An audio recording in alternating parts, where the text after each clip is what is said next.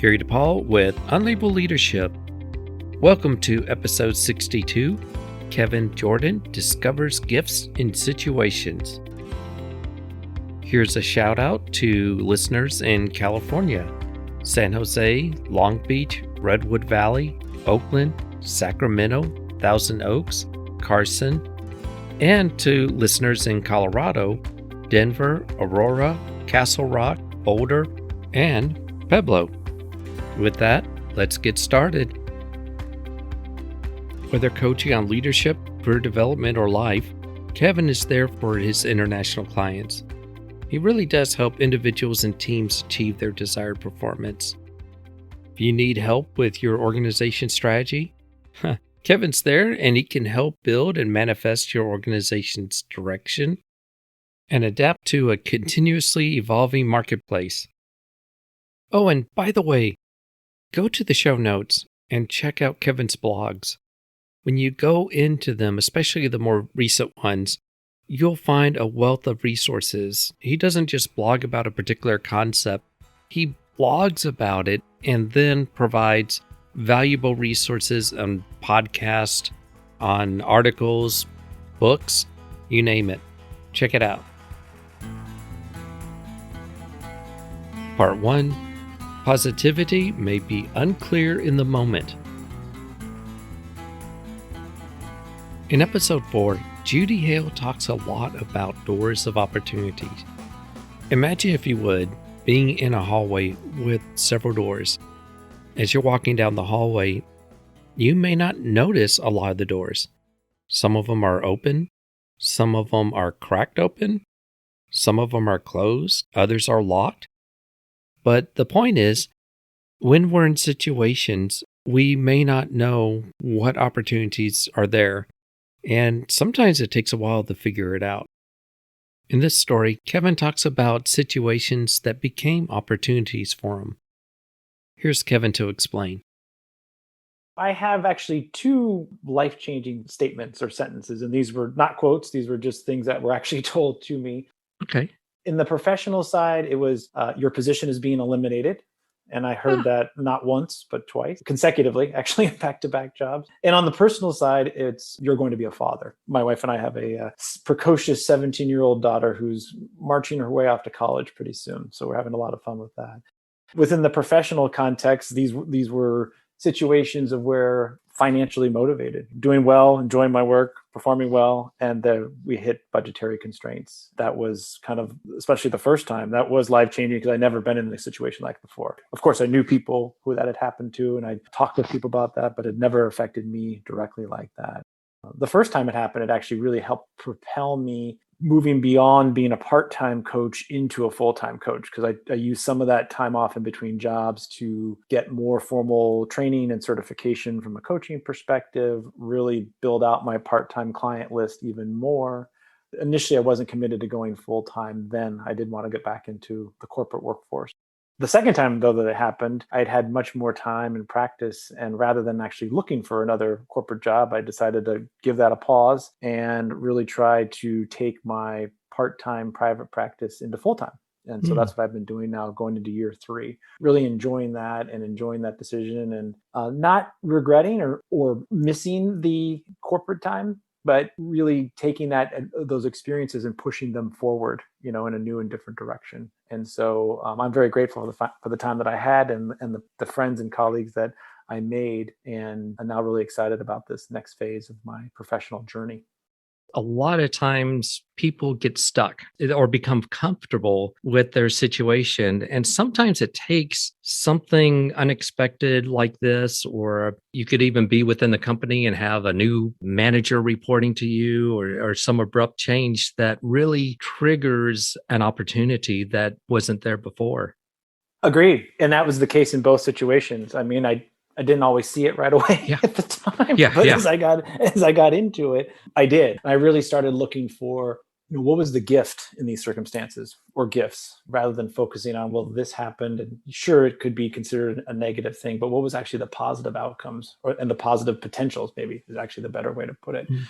I've always been pretty adjustable in my mindset, but it really acquired deeper focus and self-reflection in terms of what's happening here that might be of benefit and might lead to new and different and exciting things that are not entirely clear at the moment.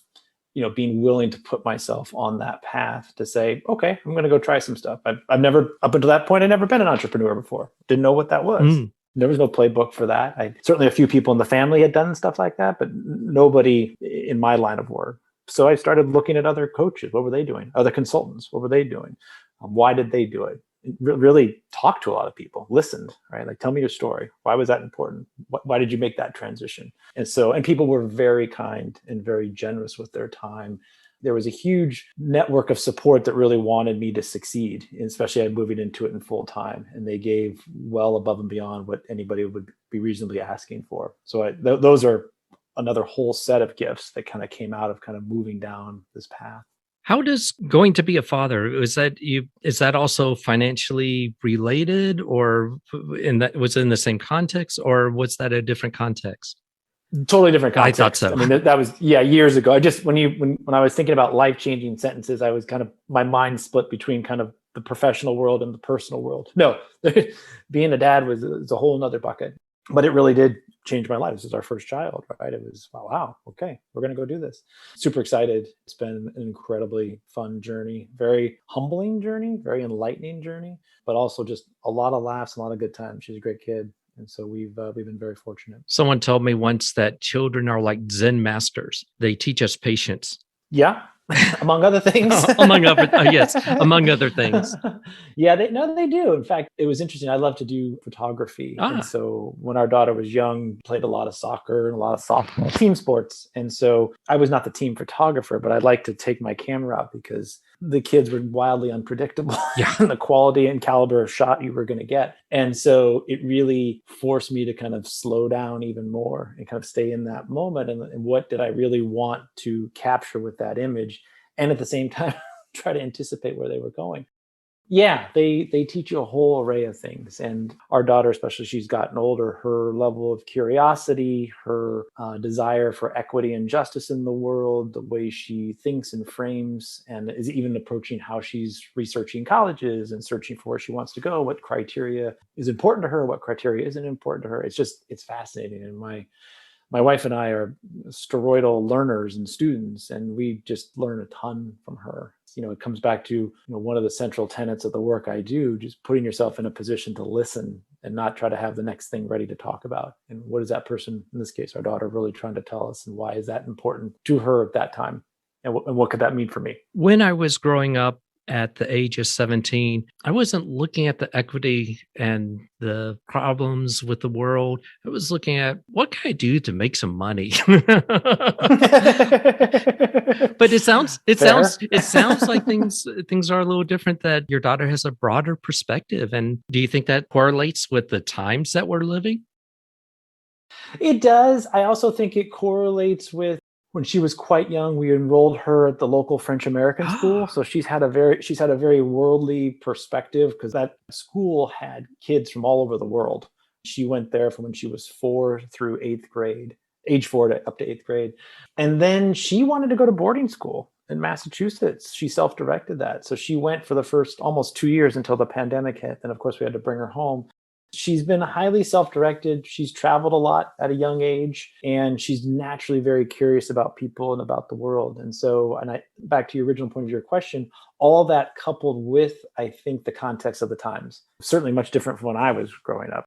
There is much more out there and available to younger people through technology, through interacting with others, et cetera, that I think in some ways there's positive aspects to that. In other ways, there's negative. There's a lot you can always be on, right? All the things we read about. But I think she's done a good job navigating those different media and mediums and finding ways where she can understand the world, have an opinion about it, and then start to figure out, well, what path or paths does she want to take to have her own impact. And she does that largely self-directed. My wife and I are here to help and support, but she's got a lot of strong points of view. So it's fun. It's fun to watch. And I'd be curious to see kind of what she does with all that over time. So. Part 2, a different kind of internship experience. In my books and even on my blogs, I've written a lot about how leadership is changing, how it's evolving in the 21st century. Leadership, as I define it, has to do with helping other people build character or helping them mature their mental and moral capabilities and behaviors and qualities. One way of doing this is through an internship program. Kevin talks about an internship program and how it's affected him, his company, the people around him, and the interns. Here's Kevin to share his story. Before I kind of dive into the story, the premise of my leadership philosophy has and continues to be that we all can and should lead from whatever position we occupy, either professionally and or personally. And so that's been strongly informative of my approach to thinking about leadership in a non-academic sort of, structure, way. In the terms of the staging of this particular example, this was really the intersection of three different inflection points. One was around my career growth. One was around my immediate manager's career growth. And the third one was around our business unit's brand and reputational growth. And I'll quickly say a little bit about each one. So in terms of my career inflection point, I was at a point in our company doing well, really enjoying it, growing leaps and bounds. And if I wanted to keep advancing professionally in terms of promotions and taking on bigger aspects of work, there was an expectation to begin to formally lead and develop team members, not just be a project team leader, but actually managing folks, being responsible for their development. Now, while I'd never done this before, I was really curious about it, excited to put it into practice and put into practice some of the initial trainings that I was starting to go through with this expectation. That was kind of part one. Part two was my manager was at a point where he had been sponsoring about 1 to 2 postgraduate students a year for a limited, say, 8 to 10 week, what we would kind of call administrative rotation. They would do a project or two for a narrowly defined bit of time. He was growing in his role, and the demands on his time were such that this was no longer going to be possible because his career and portfolio of accountabilities had just expanded too much. At the same time, he didn't want to see this go away. He was committed to maintaining this opportunity for graduate students. He and I talked about it extensively. We both saw the future possibility of what this could be, provided that there was some more dedicated time, budget, and staffing, of which he could not be the person. Third part, the business unit. As a department, we were in this larger company. We were faced with a question. How do we more strategically develop and position our career opportunities to become that business unit of choice for the next generation of leaders? And by extension, how could that help the company overall? So those were kind of the three main points. And with them came 2 opportunities. The first opportunity was to take a modest and unstructured postgraduate student rotational program, of which I just referenced, and really turn it into a professional experience for undergraduate and graduate students, a real formal strategic program that was developed and implemented and could be sustainable and scalable over time. We didn't have that. Not only did we not have it in the group that I work with, we didn't have it in the larger corporate structure. At that time, they really didn't have much in the way of formal opportunities for early career folks. And likewise, we didn't have any budget or staff, at least initially. So we knew we'd have to make a case for this, make a pitch. Opportunity 2 was then to provide an initial, structured, and safe, both for me and for the students, space to merge my interests in developing, leading people, ideating and implementing programs, and then further experimenting professionally to advance my growth. So, and this was actually one of the key sparks in terms of getting me on the road to coaching, though I didn't know it at the time. That's really the stage of where we were at, the various kind of inflection points and the opportunities. And so from there, we kind of get into sort of what happened, right? Or the so what. My manager and I did what we needed to do. We created a business case and we started very small. We pitched for 1 summer intern, undergraduate only, just to experiment. We wanted to be able to prove to our colleagues and our leadership that we could design the program, demonstrate the value, and then be able to expand it over time. So we were able to successfully get support and funding. And then my initial role was really to put together the conceptual approach and the programming around the program itself. And that was informed by my own experiences, having been an intern not that many years previously, doing some research, and then talking to colleagues and friends at other companies, what their experiences had been like. Part of this programmatic approach really included the development of what do we need for onboarding? What do we need for acculturation? What were they going to work on? So the project conception and definition. We wanted to make sure that they got opportunities to see other leadership styles. So what were the networking opportunities? What were the opportunities to meet with folks at various levels of the organization? Kind of thinking about that holistically. And then we also wanted to make sure we could demonstrate the value. So we had an assessment for the program, just kind of a satisfaction survey. And as we kind of got into it, we initially limited our recruiting to just the local universities here in the Bay Area. We found a wonderful undergraduate student at the time from Berkeley. And I got to tell you, she was one of the best hires of my career. And I'll tell you why. She did super well that summer, phenomenal. And we asked her to come back part-time during the school year. And she said yes while she finished up at Cal. And then we brought her on as a full-time contractor onto my growing team at the time. And eventually we were able to convert her to a full-time employee. Her growth during that period was just absolutely fantastic. I mean, she took on an array of projects from my team, for the larger team, the larger department, and her work was just consistently outstanding and really above and beyond all the way around. She was our first intern. She comes through the program. She really wanted to take an active role in the administration and ongoing expansion because it was starting to get bigger. And so together, we talked about how I could separate more from the day-to-day. Take on that role. And she really focused on expanding the number of interns we had, where we got our interns in terms of sourcing. By now, we were expanding our geographic look to across the country. The variety of work we did, we initially had individual projects, which we still kept, but we also started adding in group work where all the interns would come together and work on a project as a team.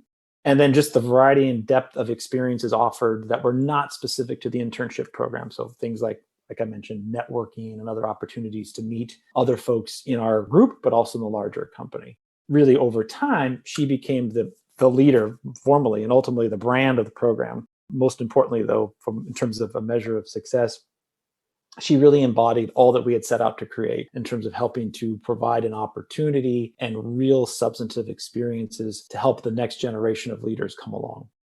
That is so different from a lot of, I would say, immature internship programs where they bring someone on and they have the person do grunt work, for lack of a better word, do the photocopying, get coffee, blah, blah, blah. And then they're supposed to learn on their own from observing other people. That type of an internship program that's not formal, that doesn't have structure, that doesn't have projects, just seems so limited and unfulfilling for those in the internship program.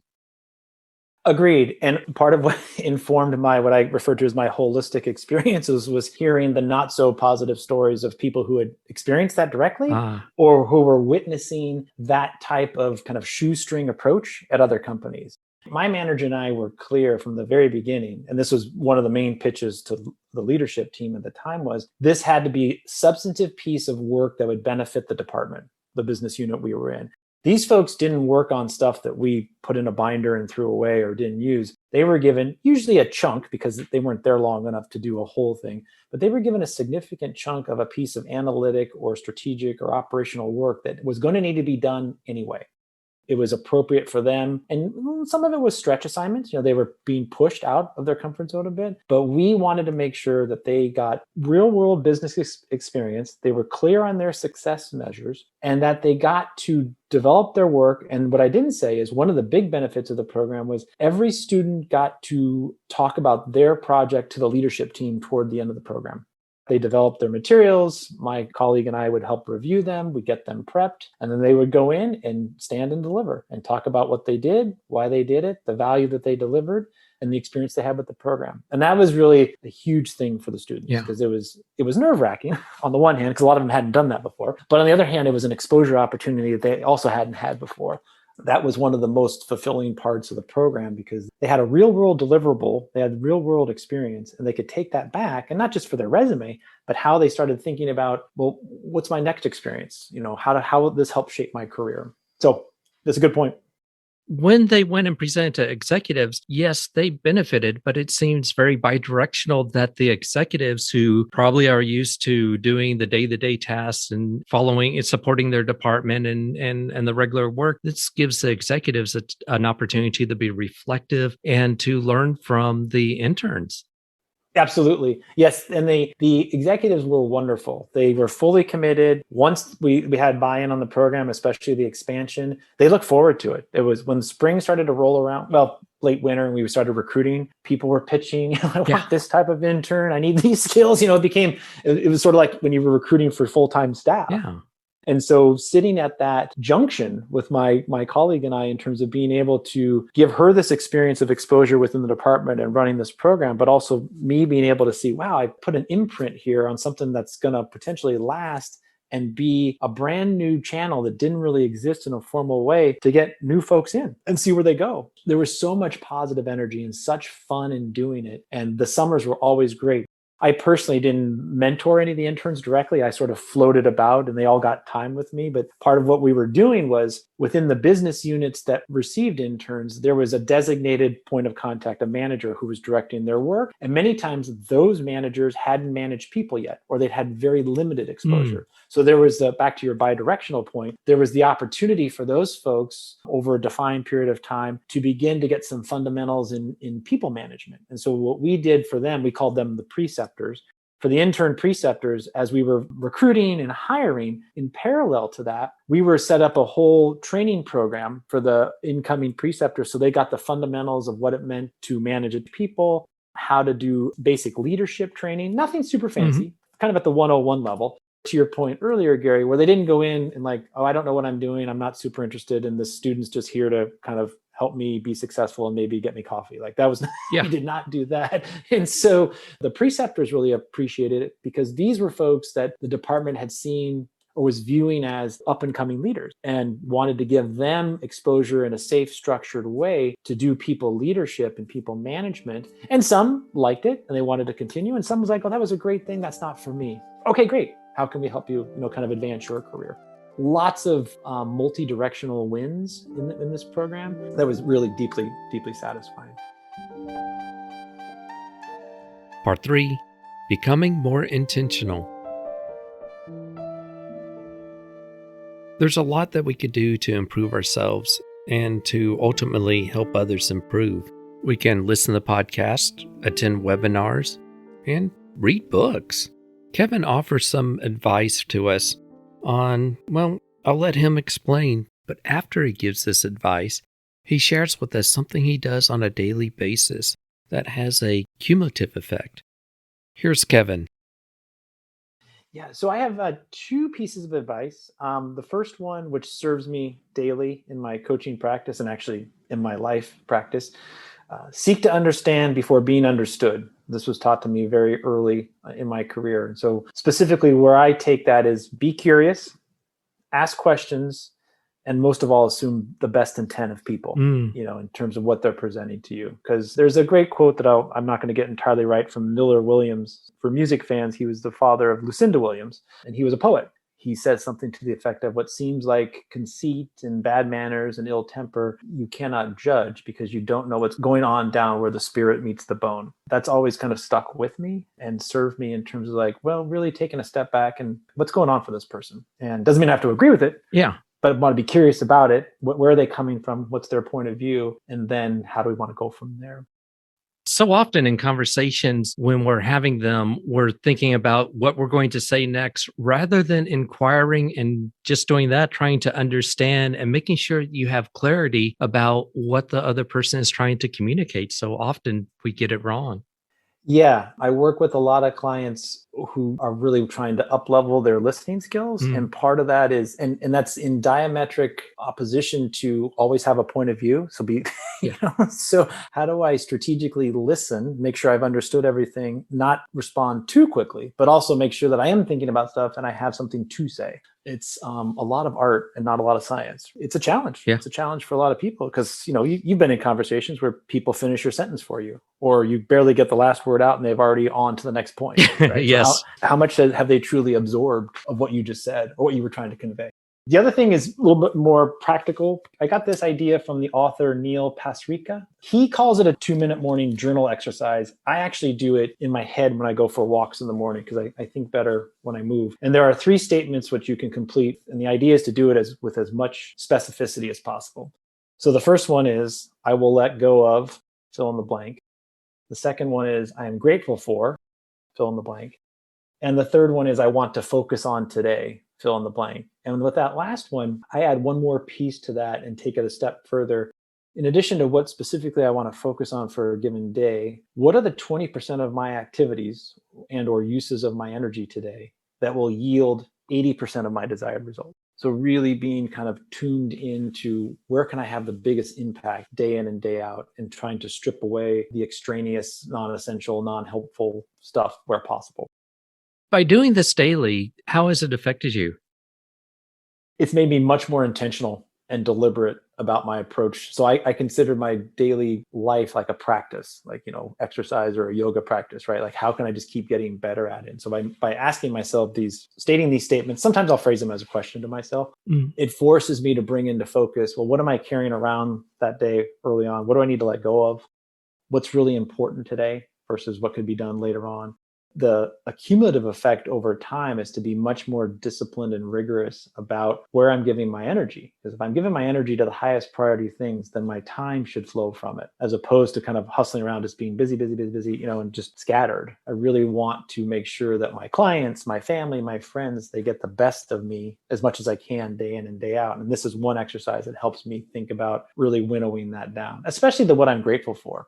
It's been, super trying times for us over the last 14 or 15 months with the pandemic. And so that question has not always been easy to answer, because there's just harder days than others. Yeah. Being able to kind of take a beat and say, well, yeah, there's always something specifically that you can be grateful for, and reminding yourself of it. So it's a way to kind of check in, be a bit more present, be a bit more deliberate in terms of where I'm at, and more importantly, where I want to go. And then really asking myself, do I have what I need, and is it serving me? And if it is, great. And what's not serving me? Either why am I hanging on to it, and or what would it take to let go of it? My thanks to Kevin Jordan. If you'd like to learn more about Kevin, go to the show notes. And if you'd like to make a comment, ask a question, go to unlabelleadership.com and click the message icon. You can leave a voicemail message up to 1 minute. Thank you to those who support the show. Your contributions help with the production cost, and it makes a difference because this is a volunteer podcast. Lastly, I'd like to thank you for listening. Until next time, lead on.